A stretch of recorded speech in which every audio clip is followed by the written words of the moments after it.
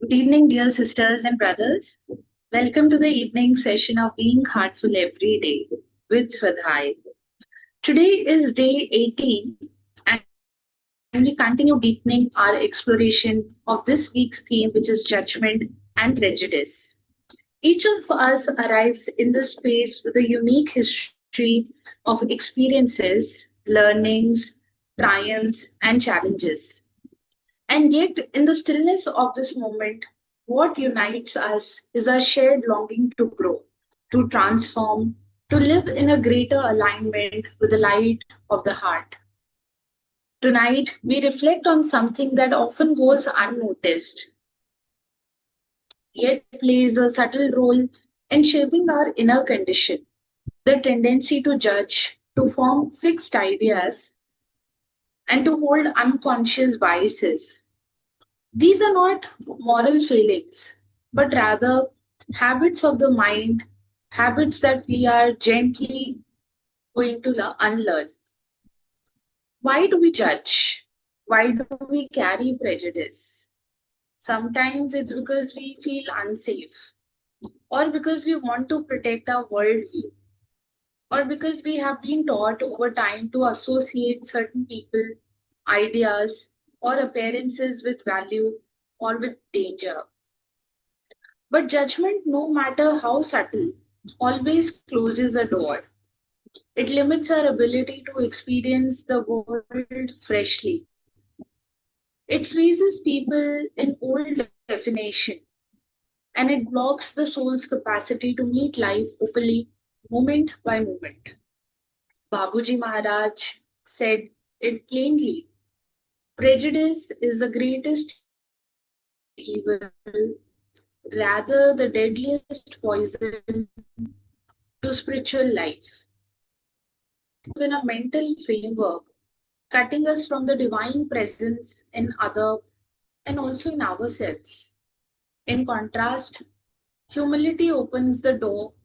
Humility says, maybe I don't know everything. Maybe there's more to see. Maybe this person, this moment, this challenge is here to teach me something. And moving on, integrating Swadhyaya into our daily routine through sadhana, reflection and introspection, diary writing and study of the master's work. Swadhyaya is not a self-criticism, it is self-witnessing. It is not about perfection, it is about presence.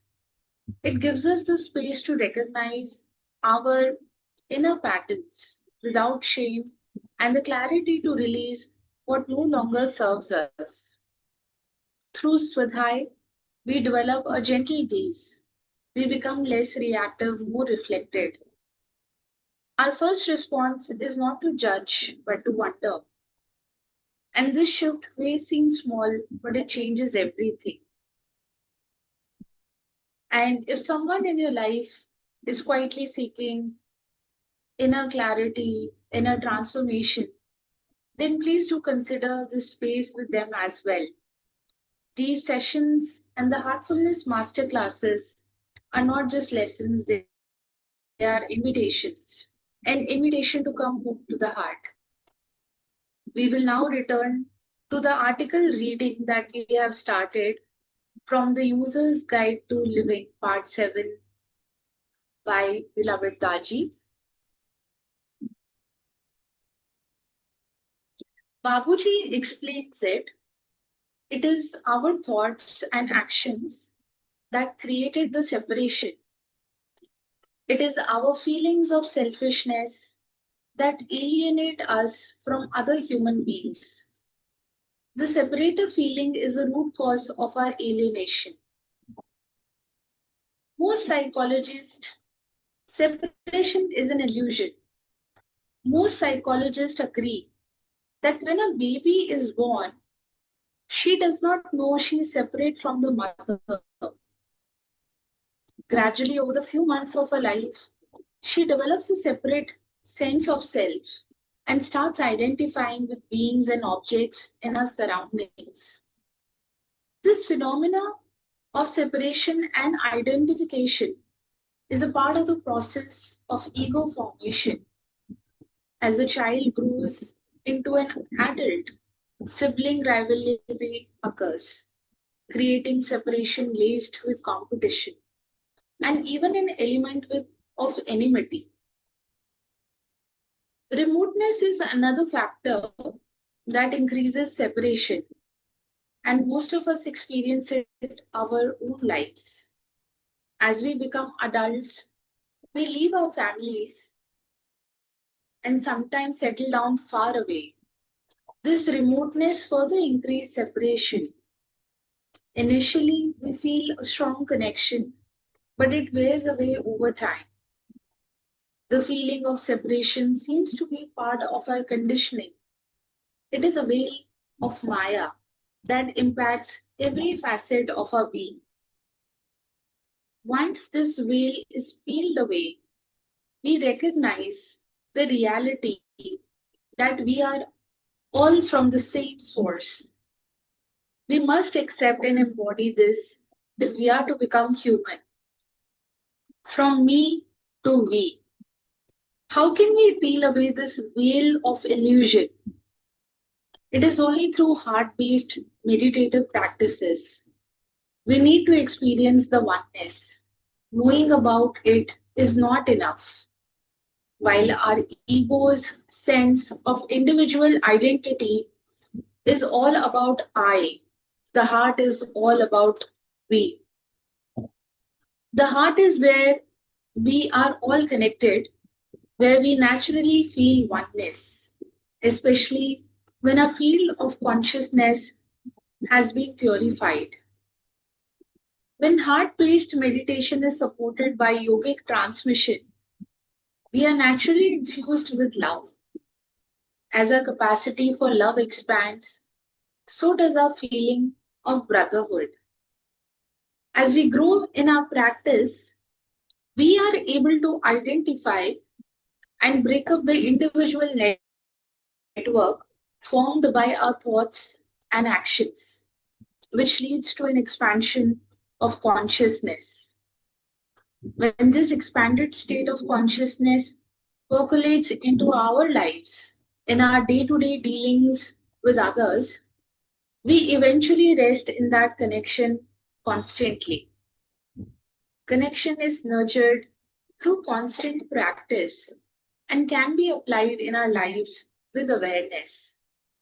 It comes from within, not from any external authority.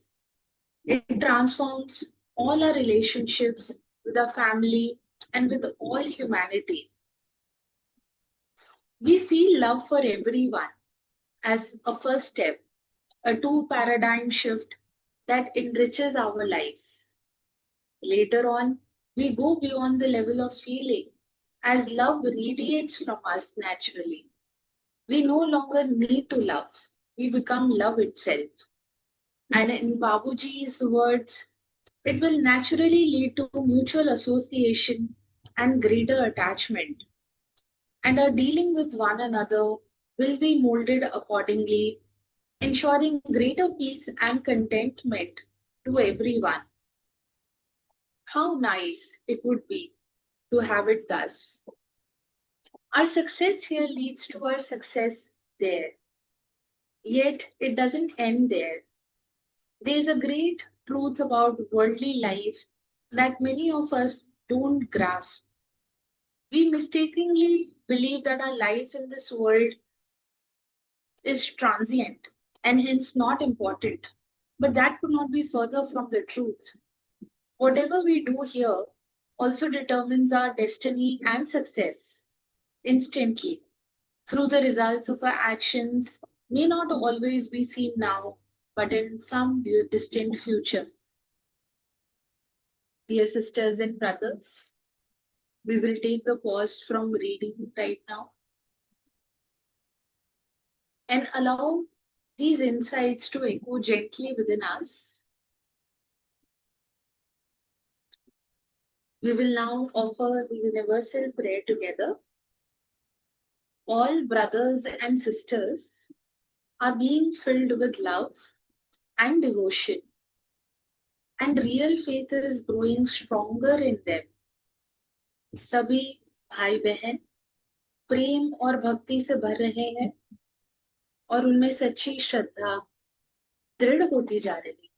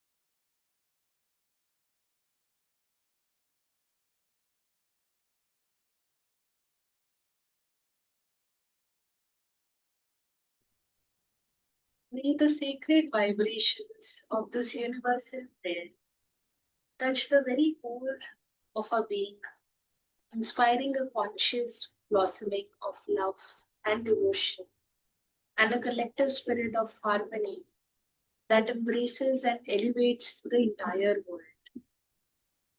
Dear sisters and brothers, as you prepare to rest tonight, take a few moments for self inquiry, inner reflections, and to offer your bedtime prayer. You may want to ask, where did I feel tightness or judgment today? Did I allow another person to grow in my perception, or did I keep them in an old box of prejudice and judgment? And what is that one assumption I'm willing to loosen, even slightly? You may wish to write a few lines in your journal or a diary, because these tiny shifts in perspective create enormous space in the heart. And tomorrow we will continue our inward journey into this theme, uncovering how judgment and prejudice affect not only how we see others, but how we see our own potential. Thank you, dear sisters and brothers, for this evening session today. And we look forward to seeing you tomorrow for our morning session at 6 a.m. Until then, wishing you all a very good rest and a very good night.